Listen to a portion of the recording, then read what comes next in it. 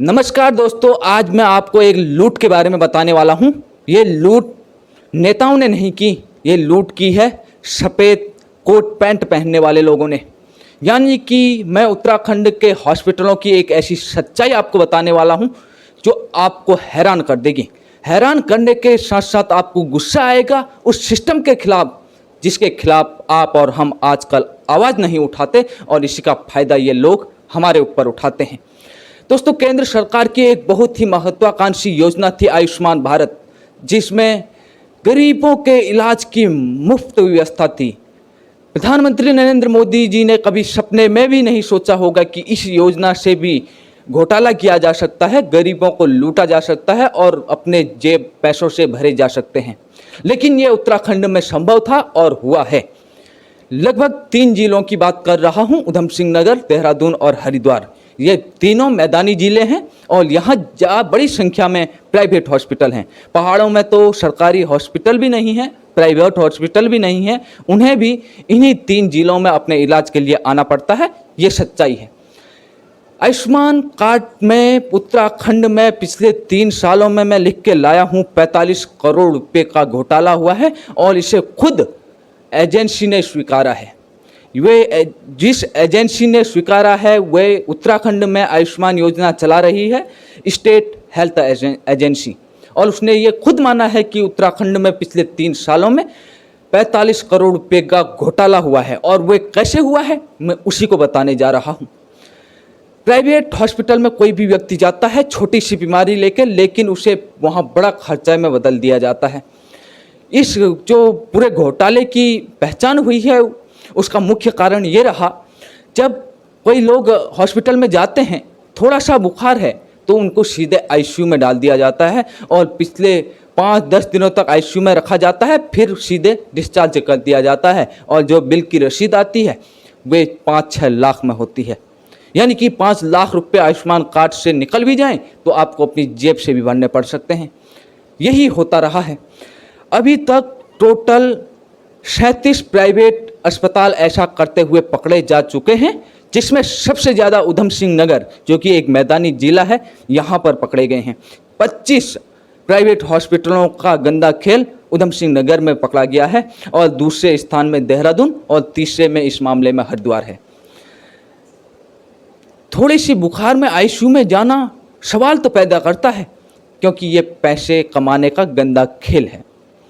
हम डॉक्टरों को भगवान मानते हैं और ज़्यादातर डॉक्टर भगवान होते भी हैं, लेकिन उसमें कुछ गद्दार हैं और उन गद्दारों को ही हम समझ नहीं पाते हैं।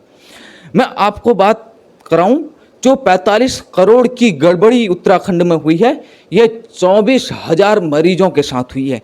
यानी कि इन प्राइवेट हॉस्पिटलों ने 24,000 मरीजों को, जो उनके हॉस्पिटल में इलाज कराने आए थे, उन्हें चूना लगाया है, उनका फ़ायदा उठाया है। आपको बताऊं तो सामान्य तुमको बीमारी हो आईसीयू में डाल देंगे, इससे ये बात तय था कि यहाँ कुछ न कुछ गड़बड़ चल रहा है। और दूसरा नंबर, फर्जी डॉक्टर दिखाकर भी कितनी बार इलाज किया गया है। जो डॉक्टर उस हॉस्पिटल में काम ही नहीं करते थे, कहीं दूसरी जगह हो सकते हैं, उनको वहाँ दिखाकर उनके नाम से भी पैसा ले लिया गया। और तीसरा है, आईसीयू से सीधे डिस्चार्ज कर देते थे। आप कल्पना कीजिए, अगर कोई बंदा इतना सीरियस है आईसीयू में है तो उसे सीधे डिस्चार्ज नहीं किया जा सकता, उसे आम वार्ड में लाना ही होगा और वहाँ भी उसे 2-4 दिन रखना होगा। लेकिन आईसीयू से सीधे आपको घर भेज दिया जाए, कहीं ना कहीं संदेश तो पैदा करता है। इसमें सरकार की कोई गलती नहीं, नेताओं की कोई गलती नहीं, इसमें गलती है सिस्टम की, इस समाज में फैले भ्रष्टाचार की। हमारे प्रधानमंत्री नरेंद्र मोदी जी कहते हैं कि भ्रष्टाचार को खत्म करना है और उनकी पूरी मंशा भी है, लेकिन इस तरीके से जो गद्दार नीचे के स्तर में बैठे होते हैं वो उनके सपनों में पानी फेर देते हैं। कोई भी सरकार हो, कांग्रेस हो, भाजपा हो, कहीं गलत हो सकती है, लेकिन हर जगह वह गलत नहीं हो सकती। ऐसी योजनाएं लोगों के हितों के लिए चलाई जाती हैं। अब इसमें ऐसा सवाल है, प्राइवेट हॉस्पिटलों की इतनी मनमर्जी कैसे चलने लगी?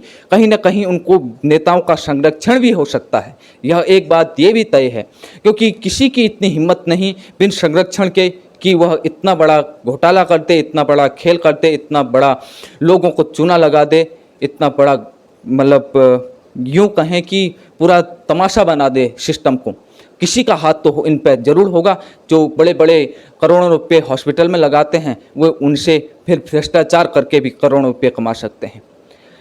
ये गंदा खेल केवल आम लोगों पे होता है, हमारे उत्तराखंड के निवासियों पे होता है और सामान्य जो लोग होते हैं उन पे होता है। और इस खेल को हम समझ नहीं पाते, इनको फिर भी अपना भगवान समझ के इनके आगे पीछे घूमते रहते हैं। उत्तराखंड के लोगों को अब ये जानना पड़ेगा, ये समझना पड़ेगा कि हर डॉक्टर भगवान नहीं होता, हाँ कुछ अवश्य होते हैं। और जो शैतान बन के डॉक्टर घूमते हैं उनको सबक सिखाने के लिए भी लोगों को आगे आना होगा और अपने जो जहाँ इस भी हॉस्पिटल में जाते हैं, जो भी इलाज कराते हैं और जो भी उनके साथ घटित होता है उस पर नज़र बनानी पड़ेगी। और अगर कुछ गलत लगता है तो उसकी शिकायत अवश्य करनी पड़ेगी उनके खिलाफ, नहीं तो ये हमारे उत्तराखंड को ऐसे ही लूटते रहेंगे, हम कर्ज में जाते रहेंगे। कांग्रेस हो या भाजपा विकास तो चाहती है, लेकिन वही पार्टियां विधायकों को करोड़ों रुपए में खरीद लेती हैं, तो इनका भी शक के नज़रिए से देखा जाना स्वाभाविक है। ये एक व्यक्ति नहीं, दो व्यक्ति नहीं, पूरा गैंग मिला हुआ है और यह आम जनता को पागल बनाता है। अब इस पर मैं क्या ही कहूँ, मैं कुछ कहना नहीं चाहता, बस इतना बताना चाहता हूँ, उत्तराखंड में पिछले 3 सालों में उस महत्वाकांक्षी योजना पर 45 करोड़ का घोटाला हो जाता है जो लोगों के हितों के लिए बनाई गई थी, आम लोगों के हितों के लिए बनाई गई थी। आपके क्या विचार हैं हॉस्पिटलों के इस गंदे खेल पर? आप क्या कहना चाहते हैं ज़रूर बताइए। और पहाड़ के जो लोग देख रहे हैं उन्हें तो मालूम है कि पहाड़ों में तो हॉस्पिटल ही नहीं है, डॉक्टर कहाँ से होंगे? जब डॉक्टर ही नहीं होंगे तो भ्रष्टाचार कहाँ से होगा? पहाड़ का व्यक्ति इलाज के बिना पहाड़ में मरता है और अगर शहर गलती से आता भी है तो उसकी ज़िंदगी भर की कमाई डॉक्टरों को देने में चली जाती है, जो कि गलत तरीके से उनसे वसूली जाती है। तो आप क्या चाहते हैं? आप कहां से इस वीडियो को देख रहे हैं और आपके क्षेत्र में क्या हॉस्पिटलों का हाल है, हमें अवश्य बताइए। और वीडियो देखने के लिए आप सभी का बहुत बहुत धन्यवाद।